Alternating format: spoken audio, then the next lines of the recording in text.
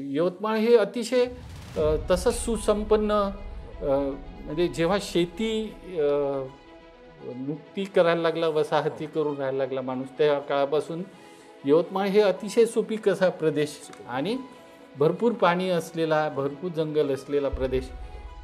यवतमाळचे जसे काही जुने रिच्युअल्स आहे तसं नागपूर वाशिमच्या थिएटरमधला गणपती, हां, म्हणजे तिथे सिनेमा थिएटरमध्ये गणपती बसवला जातो दरवर्षी 10 दिवस. आणि तिथे सावरकरांपासून कितीतरी मोठी माणसं व्याख्यान द्यायला येऊन गेलेली आहे थिएटरातल्या गणपती. आता असं म्हणतात की भावना गवळीचं तिकीट कापण्यामागे त्यांना ते तिकडचं अजून कोणीतरी मोठा नेता कोणी असावं, कारण की आता निवडून आले असत्या तर कदाचित 4थी टर्म होती आणि शिवसेनेच्या कोट्यातून सिनियर म्हणून त्यांना मिळालं पाहिजे, केंद्रात मंत्रीपद, राज्यमंत्रीपद तरी मिळालं असतं. आमचा कोकणातला शेतकरी आत्महत्या नाही करत. कापूस आणि हापूसमध्ये काहीच फरक नाही का? सोयाबीन आणि काजूमध्ये काहीच फरक नाही का? आमच्या विदर्भात लोक येतात का पर्यटनासाठी?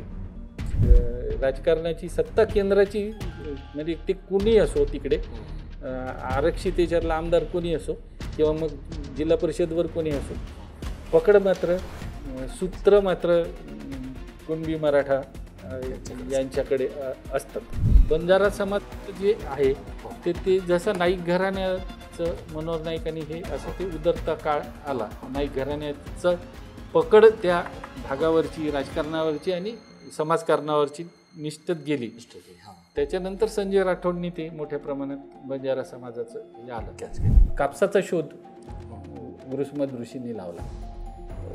त्याच्यामुळे यवतमाळ हे कापूस म्हणजे कापसाचं केंद्र, म्हणजे कळंब ही त्या काळातली सगळ्यात मोठी कापसाची बाजारपेठ होती आणि मध्य प्रांताचं ज्ञान आणि संस्कृतीचं केंद्र कळंब राहिलेलं आहे. लग्न ठरायचंच राहते आणि बारशाच्या पत्रिका वाटून मोकळे होते.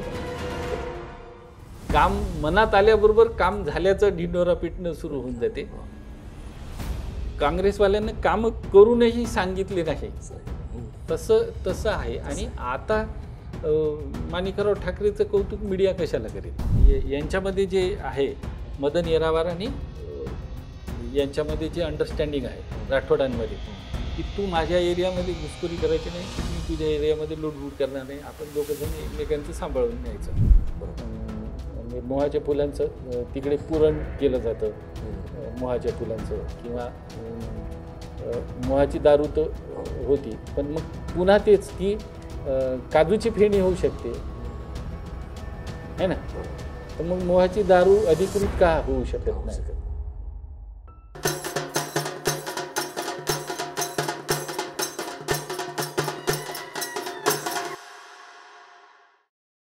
नमस्कार. बोलबेडूच्या जिल्ह्यांचं राजकारण या सिरीजमध्ये परत एकदा आपलं स्वागत. या भागामध्ये आपण यवतमाळ आणि वाशिम या 2 जिल्ह्यांची चर्चा करणार आहोत आणि आपल्यासोबत चर्चेसाठी आहेत ज्येष्ठ पत्रकार श्याम पेटकर सर. सर, स्वागत आहे तुमचं पुन्हा या चर्चेमध्ये. सुरुवातीला आपण यवतमाळ जिल्ह्याबद्दल चर्चा करणार आहोत. यवतमाळ म्हटलं की सर पांढरं सोनं, म्हणजे कापसाकरता प्रसिद्ध असा हा जिल्हा, पण बघता बघता तो आत्महत्यांचा जिल्हा बनला. तर हे स्थित्यंतर कसं झालं हे तुमच्याकडनं जाणून घ्यायचं आहे. आणि जर अजून बघितलं तर 2 मुख्यमंत्री या जिल्ह्यांना दिले आणि ते म्हणजे काका आणि पुतण्या, म्हणजे काका आणि पुतण्यांचं एकीकडं काका आणि भाऊ जे राजकारण आहे. तर त्याच्यामध्ये वसंतराव नाईक ज्यांच्याकडं सर्वाधिक 11 वर्ष मुख्यमंत्री, अजूनही तो रेकॉर्ड अबाधित आहे, सलग 11 वर्ष मुख्यमंत्रीपद. आणि कृषी दिन साजरा केला जातो त्यांच्या स्मृतीप्रित्यर्थ. हरित क्रांती त्यांनी आणली असं म्हटलं जातं. आणि सुधाकर नाईक जे खरं शिकार करण्यात पण निष्णात होते असं म्हणतात, आणि त्यांनी ते पण मुख्यमंत्री होते. आणि जलसंधारण दिन त्यांच्या स्मृतीप्रित्यर्थ. असं असून सुद्धा तिथं का सिंचनाच्या अपुऱ्या व्यवस्था राहिल्या ते पण आपण चर्चा करणार आहोत. म्हणजे 2 मुख्यमंत्री असलेला जिल्हा आणि मग आत्महत्येचं आहे. त्याच्या व्यतिरिक्त श्रीहरी आणि जुने टिळकांचं त्यांचं आपण पाहणार आहोत. आणि मग बाकीचे ठसा उमटवलेले जे नेते आहेत त्याच्यामध्ये आपण माणिकराव ठाकरे, सदाशिव ठाकरे, हरिभाऊ राठोड, त्यानंतर वसंत पुरके असे आपण नेते घेऊयात. पण सुरुवात थोडासा आपण इतिहास सांगतो त्यानुसार. तर यवतमाळ असं त्याच्यावरनं ते यवतमाळ झालं, म्हणजे टेकड्यांची जी सगळी माळ आहे त्याच्यावरनं ते नाव पडलं असं म्हणतात.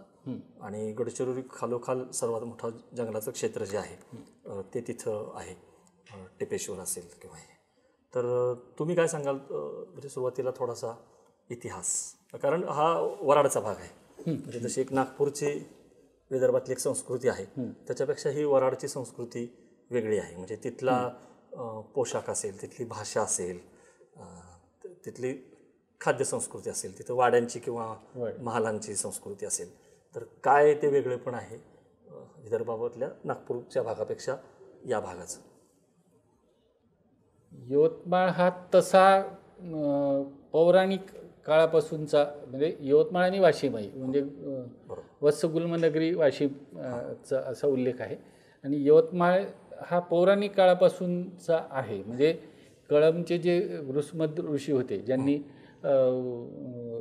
याच्यामध्ये ऋग्वेदामध्ये 43 सूक्त आणि 400 हे लिहिल्या, ऋचा लिहिल्या. आणि आयुर्वेदाचे अभ्यासक होते. म्हणजे चंद्रप्रकाशाचा गर्भाच्या वाढीवर काय परिणाम होतो याचा अभ्यास तेव्हा त्यांना त्या काळामध्ये केला होता. आणि कापसाचा शोध वृषमद ऋषींनी लावला. त्याच्यामुळे यवतमाळ हे कापूस, म्हणजे कापसाचं केंद्र, म्हणजे कळंब ही त्या काळातली सगळ्यात मोठी कापसाची बाजारपेठ होती. आणि मध्य प्रांताचं ज्ञान आणि संस्कृतीचं केंद्र कळंब राहिलेलं आहे. म्हणजे ख्रिस्तपूर्व काळापासून मौर्य आणि त्याच्यानंतर सांगा आणि नंतर याच्यामध्ये करार झाला आणि बेरार प्रांत हा वर्धा नदीची सीमा बांधून 2 वेगळे प्रांत केले. त्याच्यामध्ये यवतमाळ इकडे आलं. मला वाटते आईने अकबरीमध्ये यवतमाळचा उल्लेख आहे. म्हणजे 1596-97 काळामध्ये यवतमाळचा उल्लेख आहे. यवत आणि यवतमाळ माळावरचं असलेलं गाव म्हणून यवतमाळ असा संस्कृत याच्यामध्ये व्याकरणामध्ये उल्लेख आहे त्याचा, यवतमाळचा. आणि त्या काळामध्ये म्हणजे यवतमाळ हे अतिशय तसं सुसंपन्न, म्हणजे जेव्हा शेती नुकती करायला लागला, वसाहती करून राहायला लागला माणूस, त्या काळापासून यवतमाळ हे अतिशय सुपीक असा प्रदेश आणि भरपूर पाणी असलेला, भरपूर जंगल असलेला प्रदेश. त्याच्यामुळे तसा संपन्न प्रदेश. आता आपल्या संपन्नतेच्या आणि प्रगतीच्या व्याख्या बदलल्या, पण तेव्हा ते मोठा हे प्रदेश. आणि तेव्हा वृषमद ऋषीला असं आढळलं की तरी हा विपन्न अवस्थेत का आहे बा.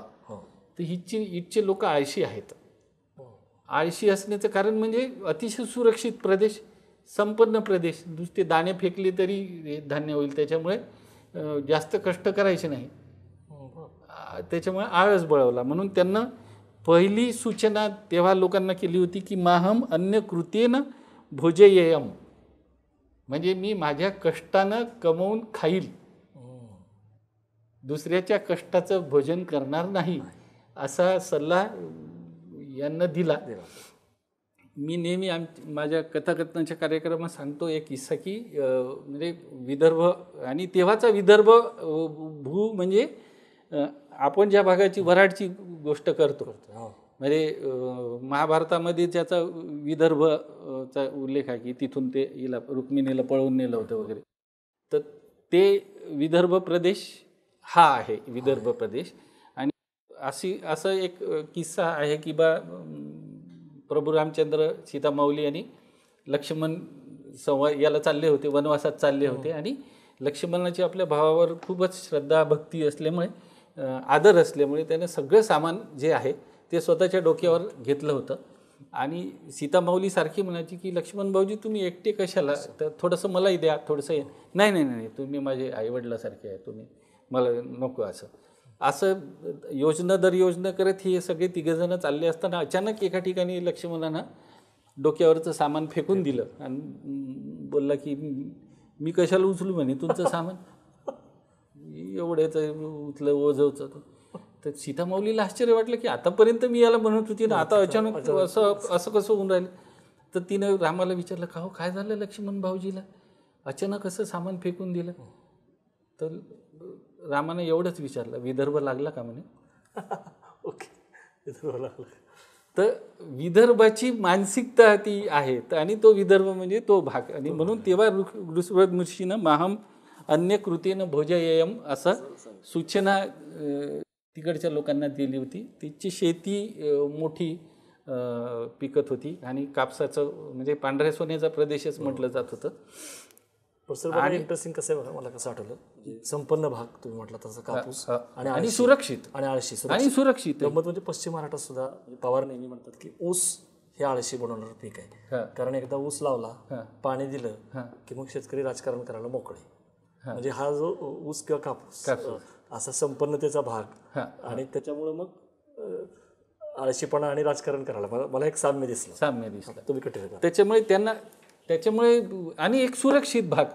इकडे तरी किमान स्वाऱ्या होत राहिल्या किंवा हे होत राहिलं, राजकीय स्थित्यंतर होत राहिलं. तिकडे तसं काही फारसं नाही नव्हतं. म्हणजे तसाच सुरक्षित भाग म्हणजे समुद्र किनारा नाही किंवा हे नाही, त्याच्यामुळे सुरक्षित भाग, बाहेरचे लोक फारसे येणार नाही किंवा आणि डोंगराळी भाग. आणि त्याच्यामुळे मग कापसाचा शोधच तिकडे लागला, लांब धाग्याच्या कापसाचा शोध लागला. कापसाची पौराणिक बाजारपेठ कळंबमध्ये होती, त्याच्यामुळे तसा संपन्न भाग.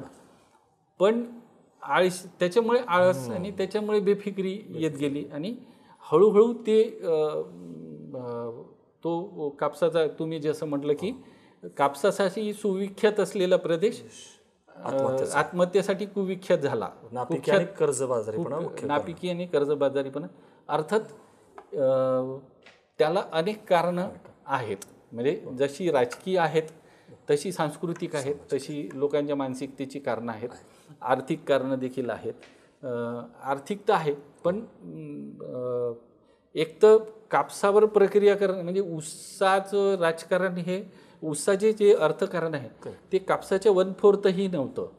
पण इकडच्या नेते मंडळींनी म्हणजे पवार असेल, कोल्हे असतील, अजून कोणी हे असतील, पाटील असतील, पद्मसिंग पाटील असतील किंवा अजून कोणी, तर त्या लोकांनी ऊसाचे कारखाने काढले, कारखान्याला मल्टी हे बनवलं की बा मग त्याच्या शाळा निघाल्या, त्याच्या दवाखाने निघाले, त्याचे हे निघाले, त्याचे पेट्रोल पंप निघाले, त्याचे दूध संस्था निघाल्या, मग वळू संगोपन केंद्र, म्हणजे अनेक अशा पूरक उद्योग सुरू झाले. तसं ऊसाचं अर्थकारण हे कापसाच्या चौपट होतं, तरीही देखील ते झालं नाही. तर एक तर महाराष्ट्रावर असलेली ती, पुन्हा वेगळा विदर्भ झाला असतं तर ते झालं असतं का, तर कदाचित झालं असतं. पण महाराष्ट्रावर असलेली पश्चिम महाराष्ट्राच्या नेत्यांची पकड आणि सत्ता, नेतृत्व त्यांच्या हातात असलेलं, त्याच्यामुळे त्यांना तो विषय केला. आणि तिकडच्या नेत्यांनी काँग्रेसच्या स्वतःच्या संस्था उभे करणे, शाळा उभे करणे, शिक्षण महर्षी होणे, हे केलं. ऊसाचा कारखाना काढला, साखरेचा कारखाना काढला, मग कापसावर प्रक्रिया करणारे उद्योग नाही झाले. कारण की यवतमाळचा कापूस मँचेस्टरला जायचा, त्याच्यासाठी ती शकुंतला आगगाडी इंग्रजांनी सुरू केली, नॅरोगेज, की तिथून मूर्तिजापूर आणि मूर्तिजापूरवरून तिकडे मुंबईला, मँचेस्टरला यवतमाळचा कापूस जाईल उच्च दर्जाच्या आणि तुरीची डाळ. तर याच्यासाठी ते केलं होतं. पण तिथं नाही, म्हणजे तिथच्या नेत्यांनी कापसावर प्रक्रिया करणारे उद्योग उभे केले नाही किंवा त्या संदर्भात असं काही केलं नाही. सरकारात राहायचं आणि मग सरकारात राहिल्याचे जे फायदे आहेत ते अशा पद्धतीनं करून घ्यायचे. आणि मग हे याच्यामुळे कापसाचं म्हणजे जेव्हा कापूस एकाधिकार योजना सुरू झाली त्याच्या आधी कापसाचा क्विंटलचा भाव 500 रुपये क्विंटल होता आणि सोन्याचा भाव 500 रुपये तोळा होता. आज सोन्याचा भाव पहा कुठे गेलेला आहे, 60-70च्या वर गेला, 70-72 हजार. आणि कापूस कुठं आहे, अजूनही यावर्षी 5-6 हजार आहे. म्हणजे गेल्या वर्षीपेक्षा कमी किमतीमध्ये कापूस विकला जाणार आहे. आणि एकरी उत्पादन कापसाचं 3 एकर 2 एकर 3 क्विंटल 2 क्विंटल निघते.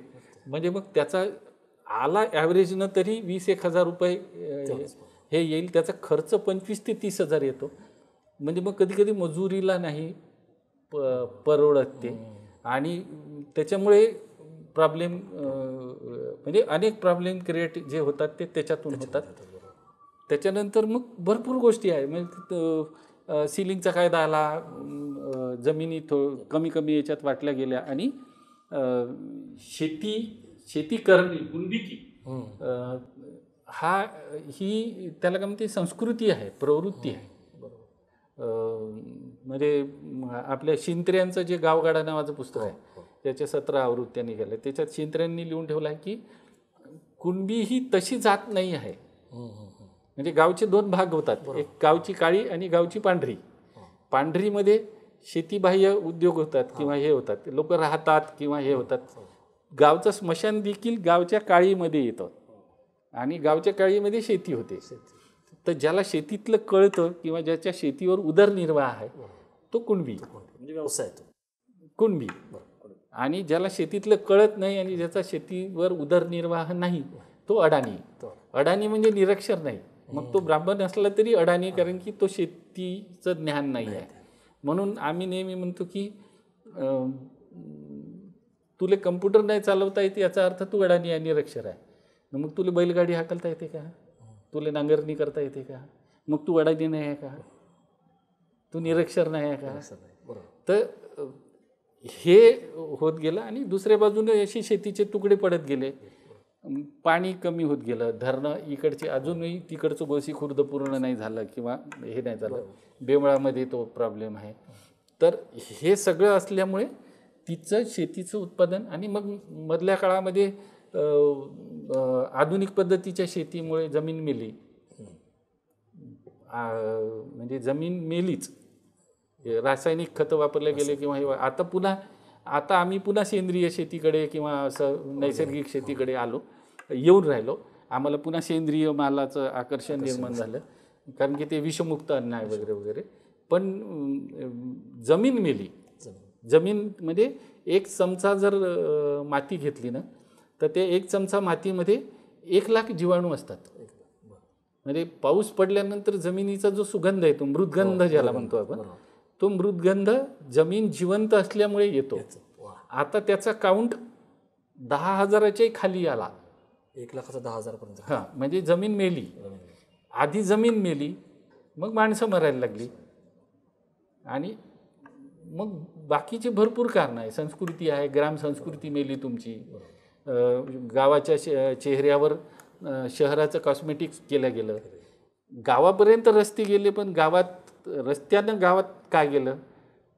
गावातली वीज, गावातलं हे नेलं, दूध नेलं. म्हणजे गावामध्ये आजकाल रात्री 12 वाजताही पेट्रोल मिळते, पण दूध नाही मिळत सकाळी 6 वाजता. गावामध्ये भाजी नाही मिळत. असं म्हणजे गावाचं परसदार हे तुम्ही पाहिलं असेल, तुम्ही खेड्यात राहिले तर हेटीचे फुलं, मुंगण्याच्या शेंगा, म्हणजे ज्याला याच्या शेंगा म्हणतो आपण, ते लांब असते, ते आम्ही त्याला मुंगण्याच्या शेंगा म्हणतो. तर ते मुंगण्याच्या शेंगा किंवा कारले, करटुले, टमाटे, म्हणजे आमचे शंकरबडे जसं म्हणतात की कुपा काट्याचा दोडका त्याले नाही म्हणू नका, पाहुण्याची उठ बस त्यालेच करा लागते. म्हणजे कोहळे, दोडके, हे ते करटुले, हे तोंडले, हे परसदारी असायची. आता ते नाही राहिले. गावं संपली. गावामध्ये छोटंसंही कार्य असायचं पहिले तर आपण आपल्या घरची ताटवाटी पेला घेऊन जेवायचो आणि घरी घासून घेऊन यायचो. त्याच्यामुळे त्याला केटरिंगचं काम नव्हतं, त्याला मंडप नव्हता, त्याला डीजे नव्हता. आता ते सगळं आलं आणि त्याच्यामुळे खर्च वाढत गेले आणि बाजारीकरण, उदारीकरणामुळे गावं संस्कृती संपली. म्हणजे मी अनेक आत्महत्या केलेल्या लोकांच्या घरी गेलेलो आहे, तर त्यांच्याकडे महिन्याला 400 ते 500 रुपये कॉस्मॅटिक्सवर खर्च होतात. म्हणजे मग टूथपेस्ट, टूथब्रश, तेल, हे अमकं टमकं पावडर, ते तुमचं, आता मी नाव नाही घेत, पण काय म्हणजे त्वचा गोरी करण्याचे जे हां, क्रीम्स हां, हां, आहेत, हां, बरोबर. तर आमची शेवंतात 150-200 रुपये रोजानं कापूस वेचायला जाते आणि ती ते लावते. पाऊचमध्ये उपलब्ध करून दिलं. तुम्ही किलोचा जर भाव काढला ना तर त्याचा 3200 ते 3600 रुपये बापरे. किलो फेअरनेस क्रीमचा भाव. भाव आहे. आम्ही 500 रुपये किलोचं 600 रुपये किलोचं तूप नाही खात, पण 3600 रुपये किलोचं ते लावतो. ते लावतो. आम्ही हिरड्यानं किंवा नदीच्या गाळानं केस धुवायचो. आता पाऊचेस 1 रुपयामध्ये तुमच्याजवळ पाऊच संस्कृती आली. याच्यामुळे गावं संपली, गावाचं हे पण. आणि असा जो शेतीवरच अवलंबून असलेला भाग आहे जिथं औद्योगिकरण होऊ शकत नाही किंवा झपाट्यानं होऊ शकत नाही आणि खूप दूर आहे. आणि काही केलं तरी हे कोणाला तरी मतदान करणार आहे ना आपल्याला तर करते. ही जी खूप हे होती, त्याच्यामुळे पुन्हा आम्हाला काही मागायचं असते किंवा हे, तो पुन्हा शेतकऱ्याचा स्वभाव. त्याच्यामुळे तिथं तसे इन दॅट वे अगदी जामवंतराव धोटेच्या काळापर्यंत लढे झाले नाही. आणि जामवंतराव धोटेने विदर्भाच्या यांना केलं. पण शेती माती तिचे प्रश्न, त्यांचा एक लढा, त्यांचा एक वेगळा प्रश्न. आणि आम्ही भौगोलिक परिस्थिती पाहून त्या त्या जिल्ह्यासाठी वेगळं नियोजन नाही करत. म्हणजे महात्मा गांधींचं जसं ग्रामीण याच्यावरचे विचार आहे की म्हणजे एक गाव हा एक देश आहे बा, असं समजा. बरोबर. म्हणजे गावाला जेवढं पाणी लागते तेवढं गावानं राखायचं, हे करायचं, उरलेलं पाणी देशाला द्यायचं. आता आमच्या गावाच्या बाजूने नदी वाहते किंवा कॅनल वाहतो आणि त्याच्यातलं पाणी आम्ही घ्यायचं का आणि किती घ्यायचं हे दिल्ली मुंबईत ठरते. महात्मा गांधी म्हणायचे की गावाला जेवढी वीज लागते तेवढी गावानं तयार करायची आणि उरलेली वीज देशाला द्यायची. म्हणून आमचे देवाजी तोफा म्हणतात किंवा गडचिरोलीचे की दिल्ली मुंबईत आमचं सरकार, आमच्या गावात आम्ही सरकार. तर ह्या पद्धतीनं गावांच्या किंवा त्या त्या प्रदेशाच्या याचा विचार केला गेला नाही. अजूनही आम्ही एकाच मापात सगळ्यांना मोजतो. म्हणजे तिकडे म्हणजे आमचं कापसाचे दर हे आंतरराष्ट्रीय दरानुसार ठरतात. आंतरराष्ट्रीय दर म्हणजे चीनचा शेतकरी किंवा अमेरिकेचा शेतकरी यांच्या आणि आमच्या परिस्थिती किंवा ऑस्ट्रेलियाचा शेतकरी यांच्या आणि आमच्या शेतकऱ्याच्या परिस्थितीमध्ये काही फरक नाही आहे का? त्याला ते किती सबसिडी देतात किंवा सरकार हेलिकॉप्टरनं फवारणी करून देतं. आमच्या इथं ट्रॅक्टर नाही भेटत किंवा अनेकदा आपण वर्तमानपत्रामध्ये पाहतो की मानेवर झू घेऊन तो स्वतः शेतकरी हे करतोय. तर ही परिस्थिती जर आहे तर मग शेतकरी, मग आत्महत्या, मग बोलणं कमी झालं. मी नेहमी म्हणतो की गावात कुठल्याही कंपनीचं सिम कार्ड मिळेल, पण गावातल्या लोकांचे एकमेकाशी संवाद संपलेले आहेत. संवाद नाही, संपला. त्याच्यामुळे कसं होते की मी तुमच्याजवळून पैसे घेतले, मी डॉक्टरची हे केली, माझ्याजवळ जर 10,000 रुपये वर्षाला येत असेल, शेतीतून उरत असेल, तर मला माझा महिन्याचा खर्च किती? मग माझ्या पोरगा शिकायचा आहे, माझ्या पोरीचे लग्न आहे, माझ्या आजारपण आहे. मला जर डॉक्टरकडे जावं लागलं तर मी त्याला पैसे नाही देत, मग मी किराण्यावाल्याकडे पैसे नाही देत, मी कृषी केंद्रवाल्याकडे पैसे नाही देत. आणि मग मला सगळ्यांची नजर चुकून घरी यावं लागते. माझं आपोआप लोकांशी बोलणं बंद होते. आणि मग जो बोलणं बंद झाल्यानंतर मग तो त्याचं कॅथार्सिस नाही होत आणि मग तो आत्महत्या करतो. आता आत्महत्या करायला लागले मला. आणि आम्ही आमच्या पद्धतीनंच पाहतो. मला एक जण इकडचा म्हणाला, आमच्या एका शुद्ध लेखनाचा ग्रुप आहे त्याच्यावर, मराठी शुद्ध लेखनाचा ग्रुप आहे त्याच्यावर, एका जणाने विचारलं माझ्या नव्या सिनेमाचं जे मी 13वचं टाकलं तर, की आमचा कोकणातला शेतकरी आत्महत्या नाही करत. म्हटलं कापूस आणि हापूसमध्ये काहीच फरक नाही का? सोयाबीन आणि काजूमध्ये काहीच फरक नाही का? बरोबर. आमच्या विदर्भात लोक येतात का पर्यटनासाठी? बरोबर. तर देखणी पण नाही आहे का? आहे. पण येतात का? नाही येत. विदर्भ म्हटल्यानंतर मग ऊनच आठवते. बरोबर. पण हे आम्ही आमच्या परसेप्शननं आमच्या एकाच तागड्यात पाहतो. बरोबर. त्याच्यामुळे शेतमालावर प्रक्रिया करणारे उद्योग तिकडे नाही झाले आणि शेतमालाला भाव नाही मिळाला. फार छान सांगितलं म्हणजे कशा पद्धतीनं म्हणजे त्याच्यामुळे आत्महत्या हळूहळू वाढत गेल्या आणि पहिली शेतकरी आत्महत्या म्हणून जे साहेबराव पाटील आहे यवतमाळ लोणी जवळची तिकडची, ती पहिली शेतकरी आत्महत्या यवतमाळ जिल्ह्यातलीच की ज्यानं अतिशय प्रतिकात्मकरित्या आत्महत्या केली की तो सेवाग्रामला आला वर्धेला.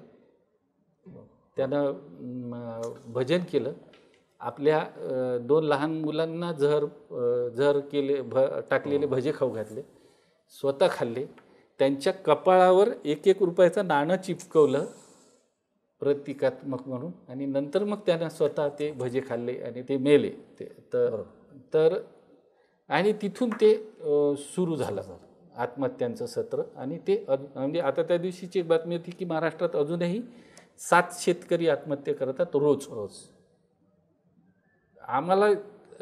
आम्ही समाज म्हणून त्यांच्याकडे वेगळ्या यानं पाहतो आणि आम्ही 13वा सिनेमा केला, त्याच्यामध्ये शेतकरी कृषी समस्येतला एक वेगळा विषय घेतला की त्या एकल महिला ज्या आहे विधवा, त्यांचं ॲव्हरेज एज 28 आहे आणि त्या कापूस पट्ट्यामध्ये मराठवाडा, उत्तर महाराष्ट्र आणि विदर्भ मिळून 26,000च्या वर महिला आहेत. त्यांचं ॲव्हरेज एज 28 आहे. म्हणजे ज्या वयामध्ये आम्ही चांगल्या घरच्या पोरींचे लग्न करण्याचा विचार नाही करत, त्या वयामध्ये त्या विधवा झाल्या 2-2 लेकरं घेऊन आणि त्या लढत आहेत. त्यांना सासरचे जवळ करत नाही, माहेरचे जवळ करत नाही. सासरचे नवऱ्याच्या 7-12वर लक्ष टाकायला, माहेरचे म्हणतात की तुझ्या वाटण्याचं आम्ही तुझ्या लग्नात विकला, आता तुझं काही इकडे वाटा नाही. आणि व्यवस्थेच्या दृष्टीनं तर त्यांचं जगणंच नाही आहे. एक तर तिच्या नवऱ्याची आत्महत्या अप्रामाणिक आहे म्हणून हे करून दिलं, अहवाल दिला, दारू पिऊन मेला म्हणून, कृषी कारणानं नाही झाली. आता कृषी कारणानं आत्महत्या त्याच्या नावानं कर्ज नसते, कारण की बापाच्या नावानं जर 7-12 आहे तर तो बापाच्या नावानं हे करते आणि याच्या नावानं 7-12 नाही म्हणून तो शेतकरी नाही, म्हणून त्याची आत्महत्या कृषी कारणानं नाही असं म्हणून. आणि देतात किती 1 लाख रुपये, त्याच्यातले 70,000 रुपये फिक्समध्ये, 30,000 रुपये लूजमध्ये. सासरचे लोक 13वीसाठी आधीच बँक स्लिपवर सही घेऊन घेतात. त्याच्यामुळे त्या बाईचं जगणं हे. आणि अशा आम्ही पहिले नाटक केलं, त्याच्यावर आता सिनेमा केला. आमच्या नाटकातली वैशाली येडे नावाची जी मुलगी आहे, तिने यवतमाळला झालेल्या आत्ता 54व्या साहित्य संमेलनाच्या उद्घाटन नयनतारा सहगलचं जे प्रकरण झालं, त्यांना म्हणजे त्या नको होत्या आयोजकांना आणि त्याच्या बदल्यात मग कोण तर ही मुलगी कामी आली आणि तिने खूप सुंदर भाषण केलं. तिचं भाषण यूट्यूबवर आहे, तुम्ही ऐका. फार दाहक वास्तव सर तुम्ही मांडत. आणि विशेष म्हणजे मग अशी आपण चर्चा करत होतो, हाच तो भाग जिथं मनमोहन सिंग आले, त्यांनी पॅकेज जाहीर केलं, त्यांनी पॅकेज केलं आणि नरेंद्र मोदींनी यवतमाळमध्ये ही राष्ट्रीय समस्या आहे असं घोषित केलं, राष्ट्रीय समस्या घोषित केलं. आणि यवतमाळमध्ये चाय पे चर्चा, शेतकऱ्यांची चर्चा करून स्वामीनाथन आयोगाचं आश्वासन दिलं मोदींनी आणि तिथली स्थिती. स्वामीनाथनला हे दिलं, हे पण दिलं, भारतरत्न दिलं, पण आयोग नाही लावला. आम्ही त्याला काय म्हणते एनर्जी ड्रिंक, आता मी नावं नाही घेत पुन्हा ब्रँडचे, पण एनर्जी ड्रिंकचा भाव काय असते त्याच्यामध्ये 200 रुपयाने आता जवळपास 300-350 रुपये किलो आहे. आम्हाला काहीच वाटत नाही. दुधाचा भाव 5 रुपयाने वाढल्याबरोबर आम्ही कल्ला करतो. कांद्याचा भाव थोडासा वाढला की आम्ही कल्ला करतो. तर त्याच्यामुळे ही मानसिकता बदलत नेणे आणि मग त्याच्यावर उत्पादन खर्चावर आधारित भाव, म्हणजे सगळ्या उत्पादनाचे भाव हे उत्पादक ठरवतात. शेतकरी हा एकमेव असा उत्पादक आहे की तो त्याच्या उत्पादनाचे भाव दुसरे कोणीतरी ठरवतात. दिल्ली मुंबईमध्ये बसवतात आणि ज्यांना बोराला कुठून मुखी राहते हे माहीत नाही राहत, ते लोक भाव ठरवतात. आणि परत हा इन्कम टॅक्स भरत नाही, हे करत नाही असे म्हणून टीका पण करतात लोक. तर त्याच्या म्हणाला की यवतमाळ जिल्ह्याचा प्रश्न तो आहे, यवतमाळ जिल्ह्याचा सगळ्यात मोठा प्रश्न. फार दाहक वास्तव सांगितलं. पण सर अशा परिस्थितीत सुद्धा तिथं जे नेते होऊन गेले, म्हणजे जसं मला असं वाटतं की वसंतराव नाईक मुख्यमंत्री 11 वर्ष ज्यांच्यावरती विक्रम आहे, किंवा सुधाकर नाईक, त्याच्या आधी समजा सुरुवात करायची तर आणेंपासून सुरुवात करावी लागेल. तर त्या नेत्यांचं योगदान कसं राहिलं त्याच्यामध्ये? हे बा, बेसिकली काय आहे माहिती आहे का की म्हणजे ही मंडळी मोठीच आहेत, पण यवतमाळ जिल्हाच एवढा आवाढव्य आहे. 16 तालुक्याचा जिल्हा आहे ऐसपैस पसरलेला आहे, म्हणजे भूगोलाच्या दृष्टीने खूप मोठा पसरलेला आहे, दूर दूर आहे. आणि भाषा एकीकडे आदिवासी, दुसरीकडे बंजारा, तिसरीकडे बहुजन, अशा वेगवेगळ्या मिश्र संस्कृती आणि चालीरीती प्रवाह असलेल्या भाषा, आणि त्याच्यासोबत इगोज देखील येतात. तर त्याच्यामुळे जिल्हा म्हणून, माझा जिल्हा म्हणून जे पाहिल्या जायला पाहिजे किंवा जायचं तसं नाही झालं. म्हणजे त्या जिल्ह्याचा असा नेता म्हणून, नेतृत्व म्हणून नाही मिळालं. म्हणजे वसंतराव नाईक होते, 11 वर्ष होते ते महाराष्ट्राचे अतिशय आदरणीय, आणि कृषी दिन त्यांच्या नावावर साजरा केला जातात, कारण की हरित क्रांतीचे हे केलं त्यांनी. पण त्यांच्या काळातच ते हे सुरू झाले आपले एकाधिकार योजना किंवा नंतरचे. पण त्या यवतमाळ जिल्ह्यात ते राज्याला वाहून दिलेला नेता होता. त्याच्यामुळे यवतमाळ जिल्हा म्हणून नाही बरं, पूर्ण राज्याची जबाबदारी नाही पाहायला गेलं. कारण तर यवतमाळ जिल्हा तसा खूप दानत असलेला जिल्हा आहे. म्हणजे विनोबाजीच्या भूदानामध्ये जवळपास 1 लाखाच्या वर एकर जमीन यांनी, म्हणजे यवतमाळ जिल्ह्यानं दिली. आणि ती दान स्वीकारायला नेहरूजी स्वतः यवतमाळ जिल्ह्याला आले होते. 1,39,500 एकर जमीन, सर्वाधिक देशामध्ये सर्वाधिक जमीन भूदानाच्या याच्यामध्ये दान दिलेला जिल्हा. तर त्या याच्यामध्ये यवतमाळ जिल्ह्याला, म्हणजे मग ते सुधाकरराव नाईक होते, मग तो किंवा वसंतराव नाईक, सुधाकरराव नाईक किंवा नाईक घराणं, तर ते पुसद आणि त्या परिसराचा तसा विकास झाला. पण पुन्हा ते शैक्षणिक विकास झाला. ती नीड वाटली असेल की शेतकऱ्यांच्या मुलांनी शिकलं पाहिजे, तर या सगळ्या याच्यातून बाहेर पडेल. त्यांना त्याचं सोल्युशन ते वाटलं असेल, त्याच्यामुळे मग शिक्षणावर भर दिला, त्याच्यामुळे विकास झाला. पण शेती म्हणून जो विकास व्हायला पाहिजे, किंवा शीतगृह तयार व्हायला पाहिजे, किंवा गोडाऊन्स तयार व्हायला पाहिजे, किंवा असं तो होल्ड करू शकला पाहिजे नवीन भाव मिळेपर्यंत, तर तसं नाही झालं तिकडे सुधाकरराव नाईक किंवा नंतरच्या याच्यामध्ये. आणि आपण आणि आणि राज्यपाल पण राज्यपाल बिहारचे राज्यपाल होते, नागपूरला खासदार होते. नेहरूंनी त्यांना उभं केलं होतं. वणीचे होते ते. आणि पण पुन्हा ही माणसं देशाची, राज्याची एवढी उत्तुंग हे होती की इकडे खाली त्यांचा फायदा करून सांभाळून घेणारी जी दुसरी फळी पाहिजे, किंवा आपल्या भागाचा विकास करून घेणारी, जी मागण्या करून घेणारी मंडळी पाहिजे. इकडे जसं शरद पवारांकडे आतापर्यंत इकडची माणसं जायची की आमच्या दूध याच्यामध्ये कमी दूध येणं सुरू झालं बरं, किंवा अशी अडचण आहे, असं दिल्लीला जाऊन सांगायला, आणि ते ऐकत होते, आणि ते तसं होत होतं.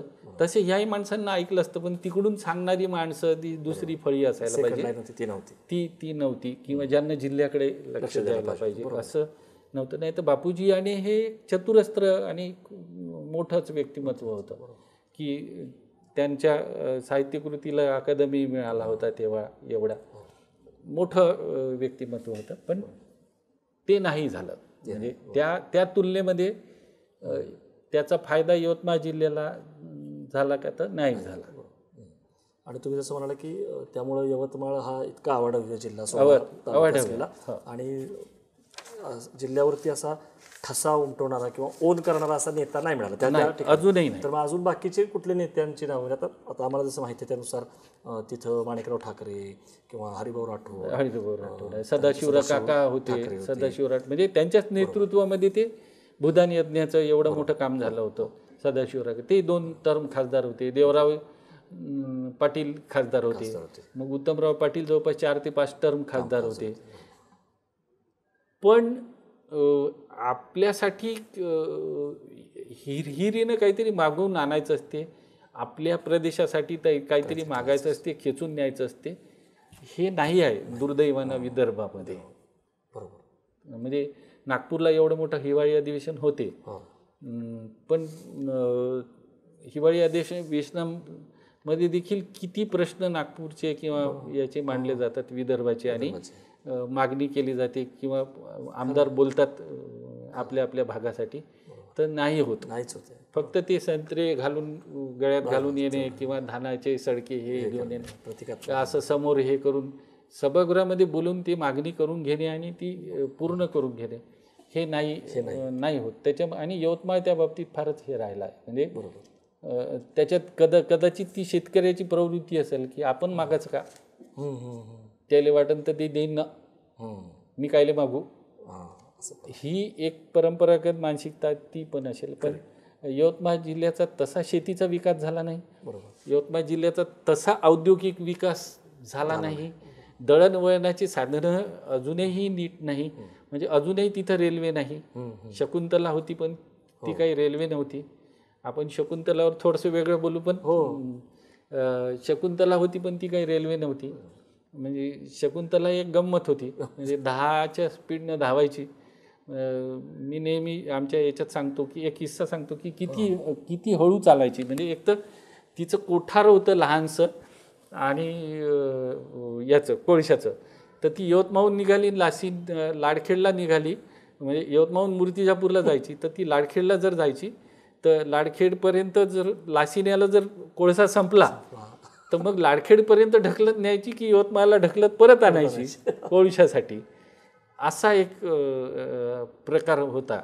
आणि इतकी हळू चालायची की म्हणजे मी लिहिलं आहे, आमचे 1 ते 4 स्क्रिप्ट लिहून तयार आहे माझं, की तो आमचा रामा फुसाड्या असं म्हणते, तो फुसाड्या मारते म्हणून, फोकनाड मारते म्हणून फुसाड्या, त्याचं नाव फुसाड्या. तर तो त्याच्या बायकोला म्हणते की बा मूर्तिजापूरला जायचं आहे, ते 8 तास लागायचे, जास्त किती वेळ लागायचा, कधी कधी 2 दिवस लागायचे. तर तो म्हणते की मुलीसाठी मुलगा पाहाले, पोरीसाठी पोरगा पाहाले, मूर्तिजापूरला जायचं आहे आणि लवकर पोहोचायचं आहे, त्याच्यामुळे मी पैदलच जातो, रेल्वेनं काही जात नाही म्हणते. तर त्याची बायको म्हणते नाही असं कसं, रेल्वेनं जा लागते, पाहुण्यावर इम्प्रेशन पडलं पाहिजे. तर म्हणते अशी कशी ऐकत नाही म्हणते तू, माझ्यासोबत ही आपली नात आहे ना म्हणते 8 वर्षाची. शकुंतलानं जर रेल्वेनं जर गेलो मूर्तिजापूरले तर मूर्तिजापूरले पोहोचले तर हे लग्नाची होते म्हणते.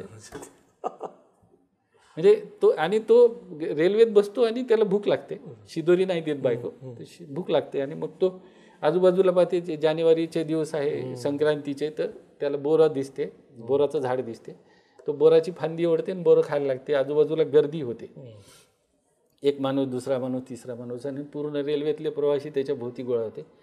तर तो त्याच्या मनात विचार येते की येईना का, बोरं नाही पाहिले का, बोरं खाणारा माणूस नाही पाहिला, साली एवढे येऊन गोळा झाले म्हणते. थोड्या वेळानं इंजिनचा ड्रायव्हरही येते, रामा सोडणं म्हणते फांदी, रेल्वे थांबली ना म्हणते.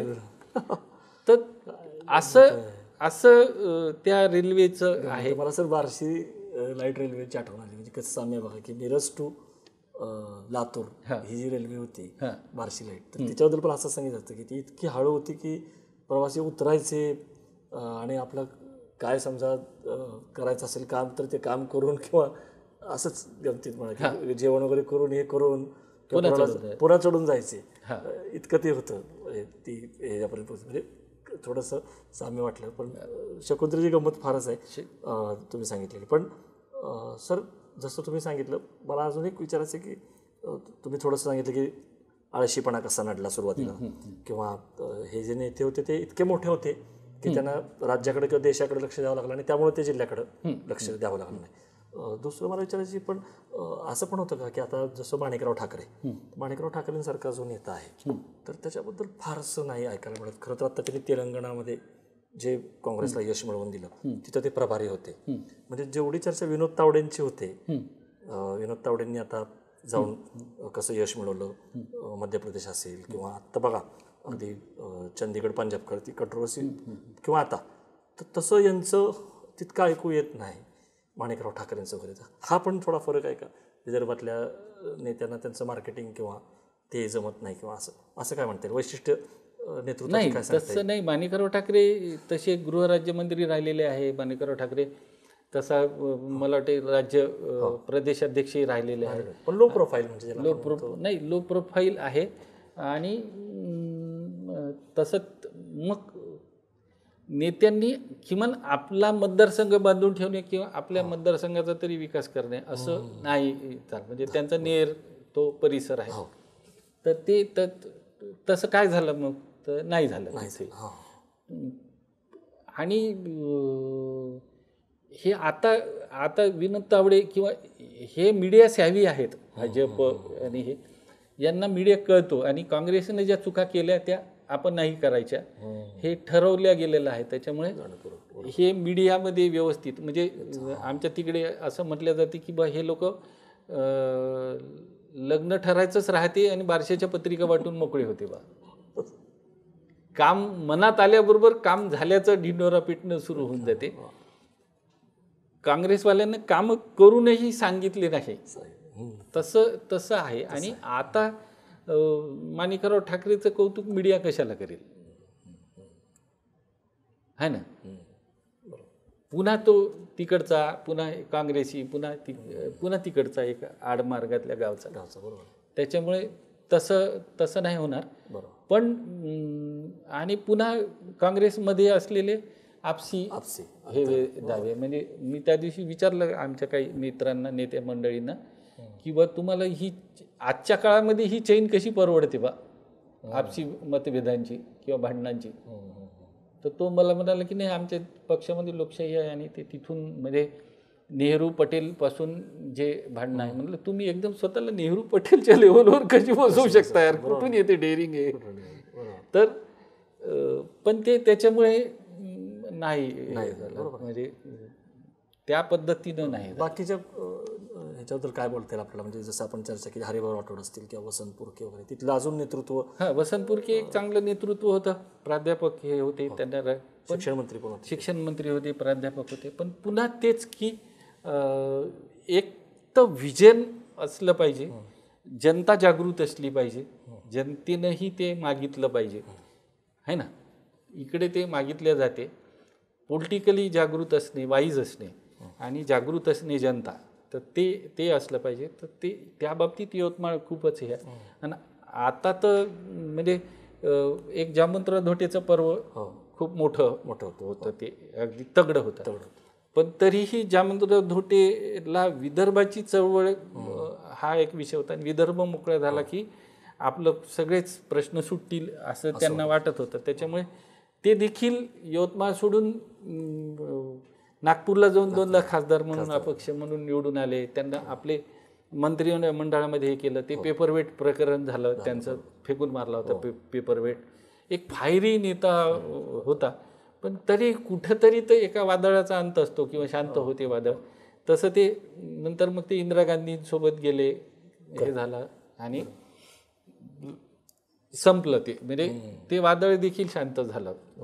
पण त्याचाही यवतमाळच्या एकूण विकासाला किंवा याला थोडंफार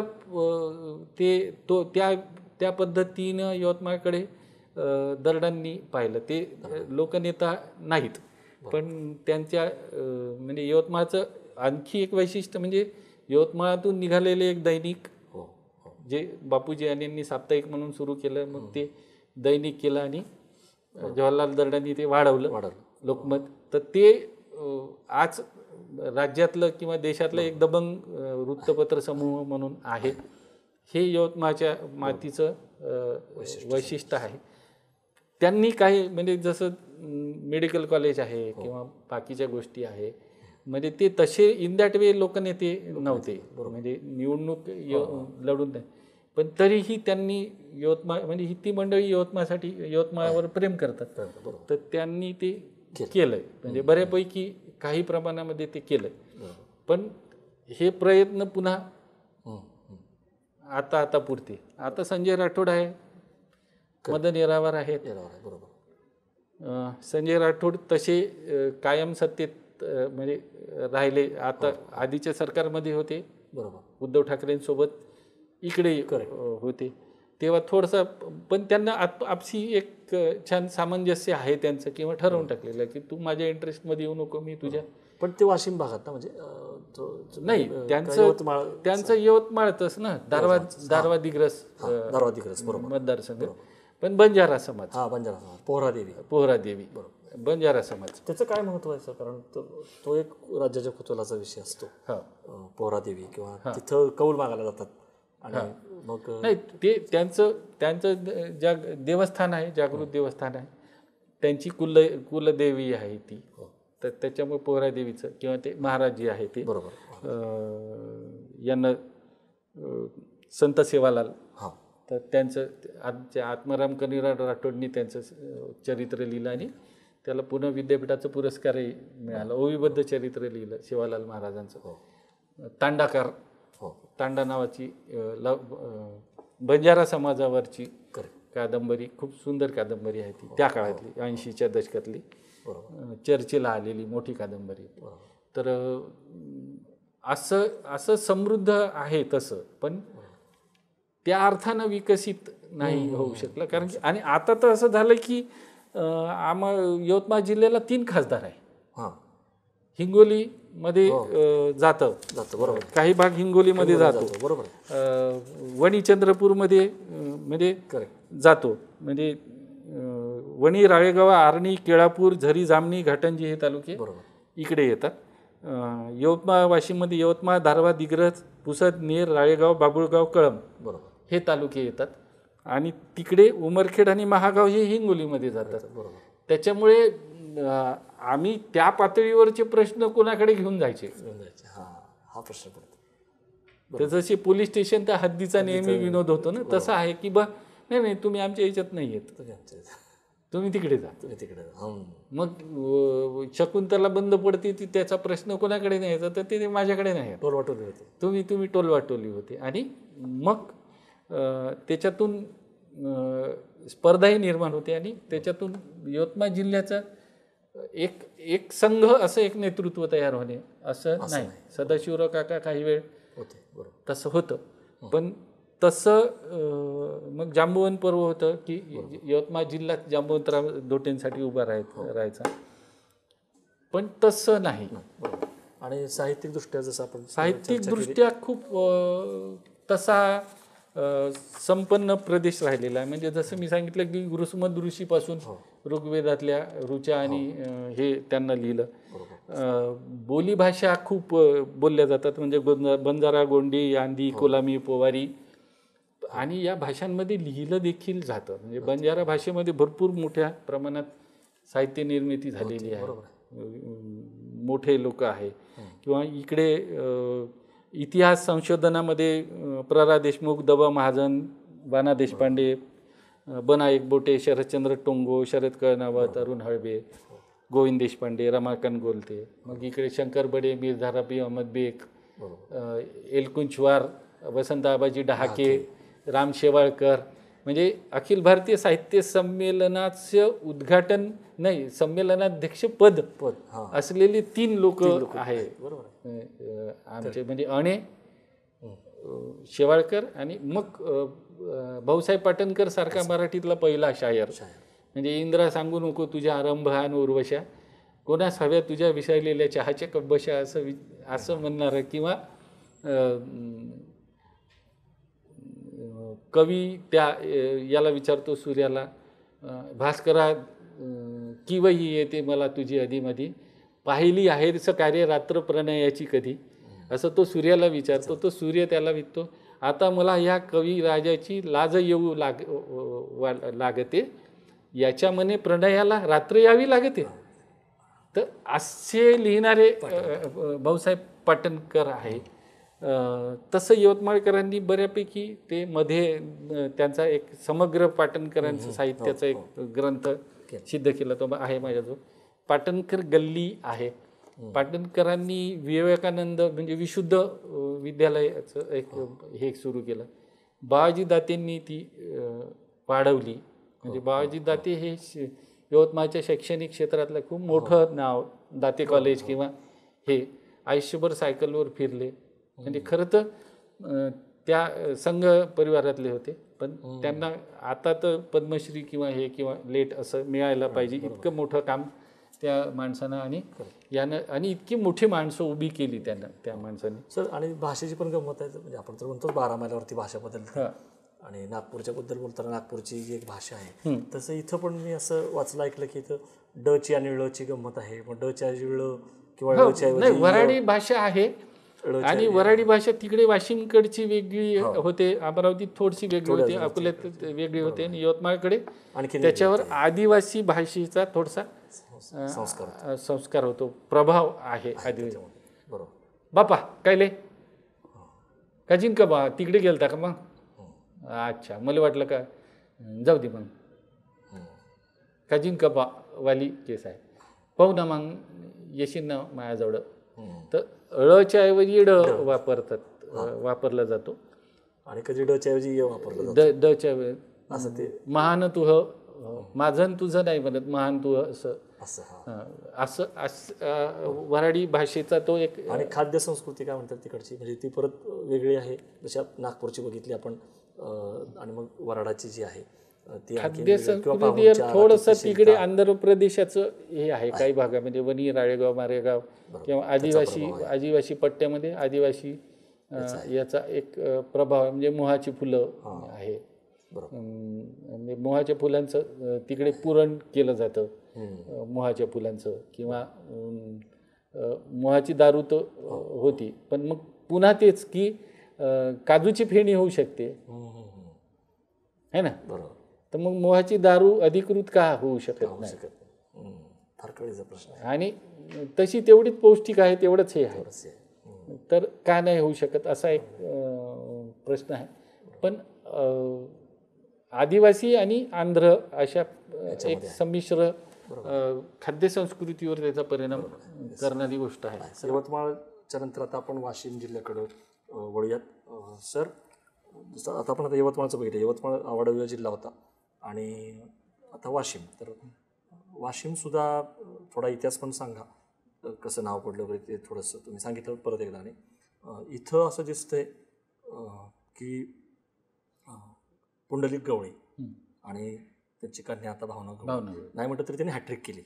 तर ती पण एक उत्सुकता आहे की 3 वेळा विजय मिळवून सुद्धा चौथ्यांदा त्यांचं तिकीट मिळालं नाही. आणि खरं तर इतक्या घडामोडी घडल्या की मोदींना जाऊन राखी बांधली वगैरे, तरी पण तिकडं म्हणजे इकडं नवनीत राणांचं वाचलं तिकीट किंवा मिळालं, पण यांचं नाही मिळालं. आणि संजय राठोड जे तिकडचं एक वडप्रस्थ आहे राजकारणातलं, त्यांनी निवडणूक लढवावी असा कर होता, परंतु ते अनुत्सुक होते बंजारा समाज. ते वादग्रस्तच, पण तिथलं जे पॉलिटिक्स आहे त्यानिमित्ताने बंजारा आणि येरावार वगैरे यांचं काय आहे, कशामुळे ते तिकीट कटलं ह्याची पण लोकांना उत्सुकता आहे. आणि शेवटी मग हेमंत पाटील त्यांचं तिकीट तिकडं कापलं, त्यांच्या बायकोला इकडनं तिकीट द्यावं लागलं माहेर वाशिम म्हणून, राजेश्री पाटील. राजेश्री पाटील. तर या अनुषंगाने थोडंसं वाशिम जिल्हा देखील आणि राजकारण देखील दोन्ही तुम्ही कसं. वाशिम हा देखील खूप तसा प्राचीन पुरातन काळापासूनचे संदर्भ असलेला जिल्हा आहे. म्हणजे वत्स गुल्मनगरी किंवा असं एक हे आहे तिकडे. म्हणजे तसा तो वऱ्हाडचा बुलढाणा, वाशिम हे हा खामगाव असा जो भाग आहे तिचे तिकडे ऋषी लोक होते. शृंग आणि गर्ग ऋषी होते. ती पूर्णा नदी आहे. आणि म्हणजे शेगावचं नाव जसं शृंग ऋषीची वस्ती म्हणून शृंग वस्ती, शृंग गाव आणि शेगाव असं झालं. तसं वाशिमचं वत्सगुल्म आणि मग वाशिम असं तिचं बालाजी हे आहे प्रसिद्ध आहे. आणि तेच की सांस्कृतिकदृष्ट्या अतिशय श्रीमंत संपन्न असलेलं जसं यवतमाळ जिल्हा आहे तसंच ते आहे. तो जिल्हा तसा पठारावरचा किंवा सुरक्षित एकत्र असलेला, चांगली जमीन असलेला, म्हणजे त्या दृष्टीने हे 2 जुळे जिल्हे आहेत. यवतमाळचे जसे काही जुने रिच्युअल्स आहे तसं नागपूर वाशिमच्या थिएटरमधला गणपती, म्हणजे तिथे सिनेमा थिएटरमध्ये गणपती बसवला जातो दरवर्षी 10 दिवस. आणि तिथे सावरकरांपासून कितीतरी मोठी माणसं व्याख्यान द्यायला येऊन गेलेली आहे थिएटरातल्या गणपती.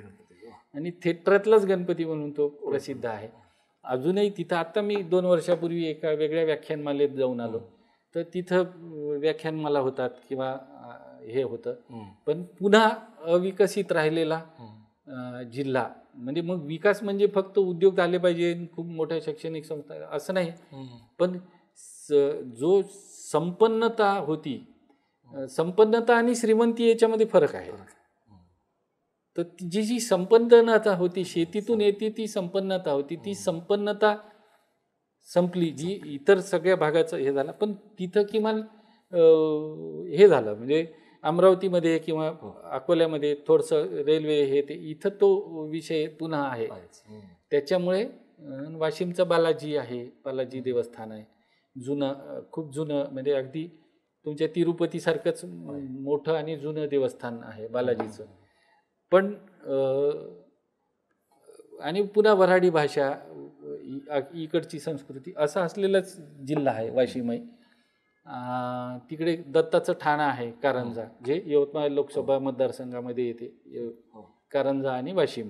आता तिथं दोन्ही ठिकाणी भाजपचे आमदार आहे. राजेंद्र पाटणी आता वारले. इकडे हे आहे. तर ते सगळे बरोबर. पण असं ठसा उमटवणं, तुम्ही जसं म्हणाला की असं तिथं नेतृत्व फार नाही. त्यात आपण अनंतराव देशमुख किंवा असं हे, पण पुंडलिक गवळी आणि भावना गवळी हा वारसा, पुंडलिक गवळी आणि भावना गवळी असा वारसा होता. नव्या याच्यानं 2009 पासून जेव्हा मतदारसंघाची पुनर्रचना झाली आणि यवतमाळ वाशिम असा लोकसभा मतदारसंघ झाला, तर त्याच्यानंतर सलग 3 वेळा ते कसं काय, भावना गवळी शिवसेनेचा कसा काय हा बालेकिल्ला बनला? कारण त्या शिवसेनेच्या, शिंदे गटात शिवसेनेच्या तरी इकडे तर तेच पुन्हा जे कसं झालं, मराठवाड्याला लागून असलेला जो भाग आहे, मराठवाड्यामध्ये शिवसेना वाढली मोठ्या प्रमाणामध्ये. मराठवाड्याला लागून असलेला जो विदर्भाचा भाग आहे तिकडे शिवसेना वाढली. त्याच्यामुळे अमरावतीमध्ये शिवसेनेचा खासदार राहिलेला आहे, म्हणजे आतापर्यंत. यवतमाळच्या दारवा, दिग्रस, पुसद, उमरखेड, इकडे घाटंजी काही प्रमाणामध्ये, आणि यवतमाळात. म्हणजे यवतमाळात गेल्या वर्षी संतोष ढवळे, गेल्या निवडणुकीमध्ये संतोष ढवळे सारख्या उमेदवारांनी, एका साध्या कार्यकर्त्यांनी, लिटरली रस्त्यावरचा काय पैदल चालणारा कार्यकर्ता आहे, त्यांनी मदन येरावार सारख्या तोंडात फेस आणला होता. 1200 मतांनी निवडून आले मदन येरावार. म्हणजे लाजीरवाना पराभव असं जसं म्हणतो ना आपण, तसं तो लाजीरवाना विजय होता. 1200 मतांनी निवडून आले. तर इकडेही मोठ्या प्रमाणात शिवसेनेचा जोर आहे. म्हणजे संतोष ढवळे सारखा माणूस एवढी मतं घेतो, लिटरली फाटका कार्यकर्ता आहे, पण अजूनही पैदल चालतो. तर तो जर एवढे मतं घेतो, तर एक बाळासाहेबांचा प्रभाव असलेला आहे. आणि वाशिममध्ये तो होता. पाटणी देखील पहिले शिवसेनेत होते, मग ते भाजपमध्ये आले आता नंतरच्या याच्यामध्ये, या टर्ममध्ये मग भाजपमध्ये. भावना गवळी असतील किंवा संजय राठोड असतील, तर यांनी उद्धव ठाकरेंनी सोडलं आणि शिंदेच्या गटामध्ये गेले. हे स्थित्यंतर कसं बघता तुम्ही? म्हणजे काय कारण आहे की म्हणजे बाळासाहेबांचा वारसा जो होता तो उद्धवकडे या बाबतीमध्ये नाही गेला का? त्यांच्यामधले अनेक नेते जे आहेत, आता त्याची कारणं खूप वेगळी असू शकतात. आता ते खोक्यापासून बोक्यापर्यंत आणि कितीतरी कारणं असू शकतात. पण शेवटी सत्तेसोबत राहणे, सत्तेच्या प्रवाहासोबत राहणे, आणि इथूनच आपला फायदा होऊ शकतो. आणि मग शिंदेसोबत जाऊन आपण मोदींपर्यंत पोहोचू शकतो. त्या पोचल्या, मग राखी वगैरे बांधून आल्या, तर पोचू शकतो मोदींपर्यंत. आणि हा एक प्रभाव आहे. आणि बंजारा समाज जे आहे ते जसं नाईक घराण्याचं, मनोहर नाईक आणि हे असं ते उदरता काळ आला, नाईक घराण्याचं पकड त्या भागावरची, राजकारणावरची आणि समाजकारणावरची निश्चित गेली. त्याच्यानंतर संजय राठोडनी ते मोठ्या प्रमाणात बंजारा समाजाचं हे आलं. मध्ये त्यांना तो त्या पूजा नाईक त्या प्रकरणाचा झटका बसला. अजूनही ते बऱ्यापैकी सावरायचे आहे, पण बऱ्यापैकी सावरले. मग ते बंजारा समाज आणि ते गोर बंजारा आणि त्यांचं पाठिंबा वगैरे वगैरे असं जे तिथं अशी गंमत दिसून आली की म्हणजे ज्यांना लढायचंय भावना गवळी, तर त्यांना तिकीट देत नाहीये. आणि ज्यांना लढायचं नाहीये संजय राठोड, त्यांना मात्र लढण्याचा आग्रह होतोय. संजय राठोडांनी लढायचं होतं असं नाही वाटत मला. म्हणजे विधानसभा त्यांना लढायचं नाहीये, पण त्यांनी लढावं अशी पक्षाची इच्छा त्यांच्याऐवजी, म्हणजे भावना गवळीच्या ऐवजी संजय हां, राठोड. तसे पण तसे प्रयोग भरपूर केले गेले. जसं ते मुनगंटीवारांचा केला गेला की नाही तुम्ही लढा, हां. नवे चेहरे द्यायचे आणि धक्कातंत्र हे करायचं. आणि शेवटी मात्र राजश्री पाटील जे आहेत, राजश्री पाटलाला त्या म्हणजे तिकडच्या त्यांना बाहेर न वाशिम देता म्हणून. इकडे दिलं. अर्थात कसं बघता तुम्ही? असं बोललं जातं की यांच्यामध्ये जे आहे मदन येरावार आणि यांच्यामध्ये जे अंडरस्टँडिंग आहे राठोडांमध्ये, की तू माझ्या एरियामध्ये घुसखोरी करायची नाही, की मी तुझ्या एरियामध्ये लुटबुट करणार नाही, आपण दोघं जण एकमेकांचं सांभाळून न्यायचं. असं व्हायचं. मध्यंतरी पालकमंत्री पदावरून त्यांचं झालं होतं, पण जे देवेंद्र फडणवीस जेव्हा सीएम होते किंवा त्याच्यानं, पण ते सांभाळून घेतलं गेलं आणि हे झालं वरती व्यवस्थित हे झालं.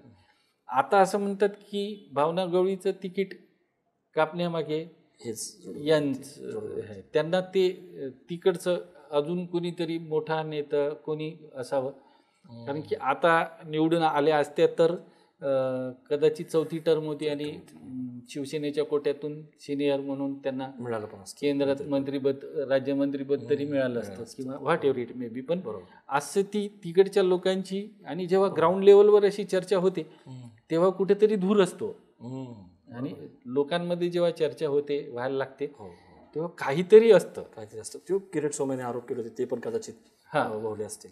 पण त्यांचं मानलं पाहिजे, बाजीराव मोघेंसारख्या नेत्याला त्यांनी हरवलं. हो, पण ते आता त्यांच्याबद्दल एक दुसरी एक भावना होती, भावना गवळींबद्दलची भावना अशी होती की त्यांच्याबद्दल एक नाराजी होती की त्या काम नाही करत, त्या मतदारसंघामध्ये राहत नाहीत किंवा भेटत नाहीत किंवा तसं म्हटलं तर गेल्या 15 वर्षामध्ये त्यांना काय कामं केले मतदारसंघासाठी म्हणून, तर तसं काही झालेलं नाही आहे, म्हणजे खरोखरच नाही झालं. त्याच्यामुळे यावेळेस त्या उभ्या राहिल्या असत्या तरी पडल्या असत्या अशी अटकळ आहे, चर्चा आहे. आणि बऱ्यापैकी राजकीय अभ्यास करणाऱ्या किंवा पॉलिटिकल जे जर्नलिस्ट आहेत त्यांचं हेच म्हणणं होतं की यावेळेस ते पडल्या पाहिजे किंवा ही मागणी खालूनच होती जनतेतून की त्या नको, आता त्यांना दिलं तर आम्ही नाही मतदान करणार किंवा अशा टाईपची एक हे होती. त्याच्यामुळे त्यांचं तिकीट कापल्या गेलं किंवा इलेक्टोरियल मेरिटचा विचार केला जातो शेवटी तिकीट देताना, तर तो केला गेला. आता गेल्या वेळेस त्या निवडून आल्या त्या तशा काही खूप अशा 2.5-3-4 लाखाच्या निवडून, पण त्यावेळेस मोदी सोबत लढले, कारण मोदीच्या लाट होती आणि मोदीच्या लाटेमध्ये त्या निवडून आल्या. तरी पण माणिकराव ठाकरेच्या विरोधात मला वाटते काहीतरी 95-96 हजारांनाच त्या निवडून आल्या किंवा शिवाजीराव मोघेचे 1,05,000-7,000च्या याने निवडून आले. तर त्याच्यामुळे असं काही असं करिश्माई नाही हे नव्हतं, म्हणजे 3 टर्म मिळूनही तुम्ही.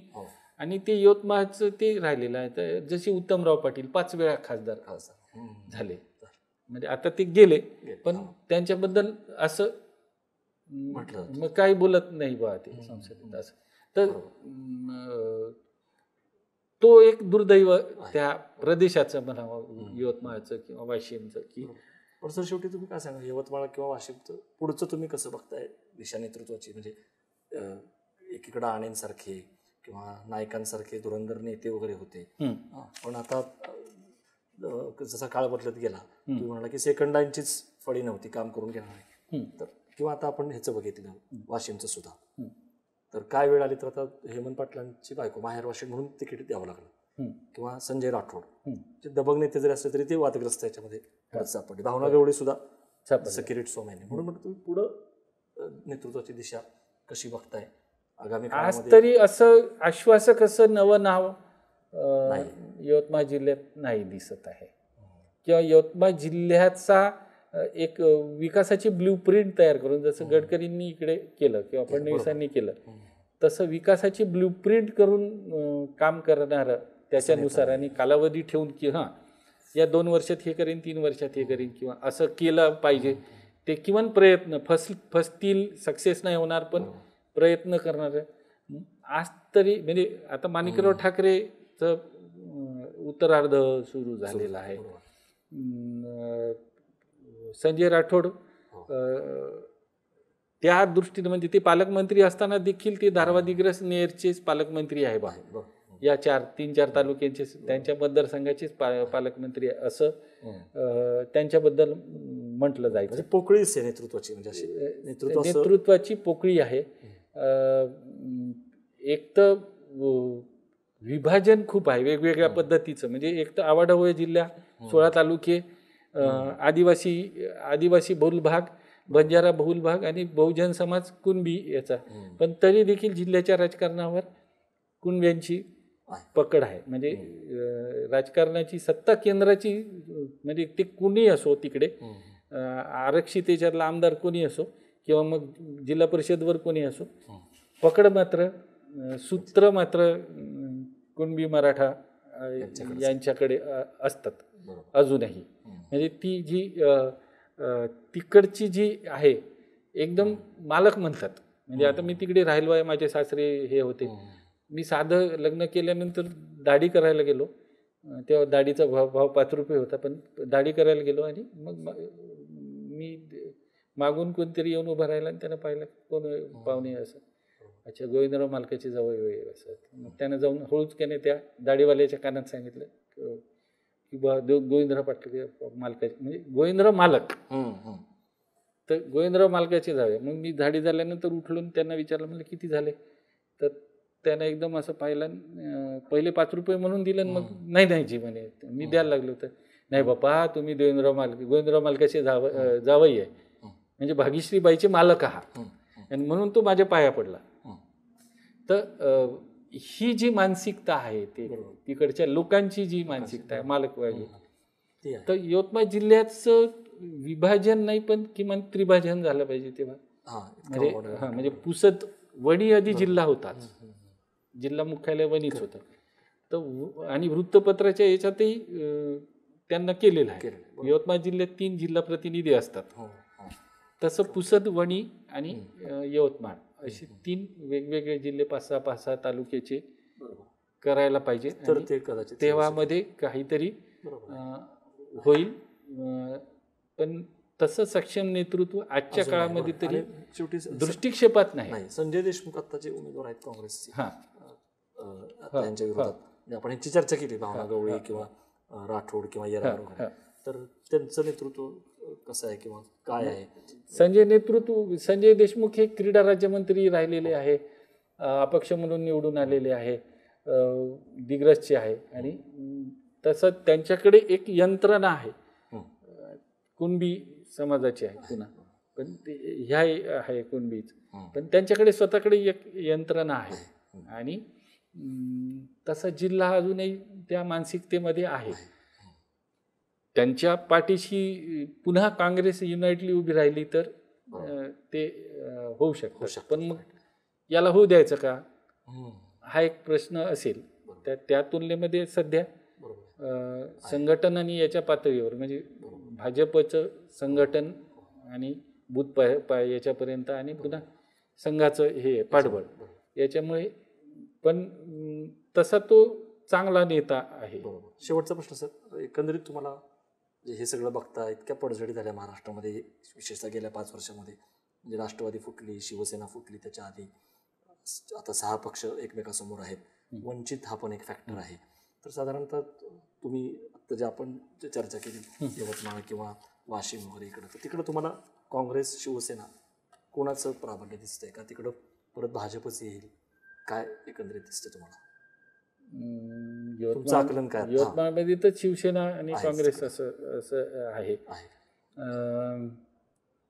तसा तो काँग्रेसची मानसिकतेचा भाग आहे, मतदारसंघ आहेच पूर्ण, तो भागही तसा आहे. पुन्हा मतदारांच्या डोक्यातही अरविंदांना लिहिलेलं गाणं आहे, कोणता झेंडा घेऊ, कोणाचा झेंडा घेऊ हाती, असं गाणं आहेच. तर त्याच्यामुळे तो एक गोंधळ आहे आणि याच्यामुळे लोकांचं नुकसान नक्की होत आहे की बा काय करावं अशी द्विधा मनस्थिती आहे.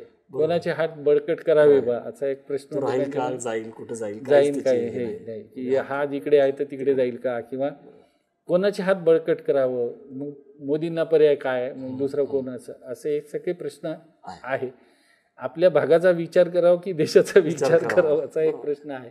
त्याच्यामुळे लोक गोंधळलेले दुधाळ आहे. स्थितीमध्ये पण एक अस्वस्थता लोकांच्या मनामध्ये आहे आणि ही अस्वस्थता कुठल्या दिशेनं बाहेर पडेल आता त्यावेळी काही सांगता येत नाही. सर खूप धन्यवाद. तुम्ही दोन्ही यवतमाळ आणि वाशिम या दोन्ही जिल्ह्याची जी वैशिष्ट्ये आहे, तिथला इतिहास आणि तिथलं जे नेतृत्व आहे आणि आणे असतील किंवा वसंतराव नाईक असतील, सुधाकर नाईक असतील, दामोदर धोटे असतील किंवा अगदी आता आपण भावना गवळी, संजय राठोड, संजय देशमुख, नव्या पिढीतलं जे त्या सगळ्या नेतृत्वाचे पैलू सांगितले. खूप धन्यवाद तुम्ही सहभागी झाला या कार्यक्रमात. त्याबद्दल यवतमाळ आणि वाशिम या दोन्ही जिल्ह्यांचा आढावा आपण घेतला सुमारे 1 तासाहून अधिक. तुम्हाला हा कार्यक्रम कसा वाटला, ही चर्चा कशी वाटली, तुम्ही जरूर तुमच्या प्रतिक्रिया कमेंट बॉक्समध्ये द्या. आणि पुन्हा आपण आणखीन एका नव्या जिल्ह्यासह लवकर भेटू, नवीन गेस्टसह. तोपर्यंत बघत राहा बोलबेडू. धन्यवाद. धन्यवाद सर. नमस्कार.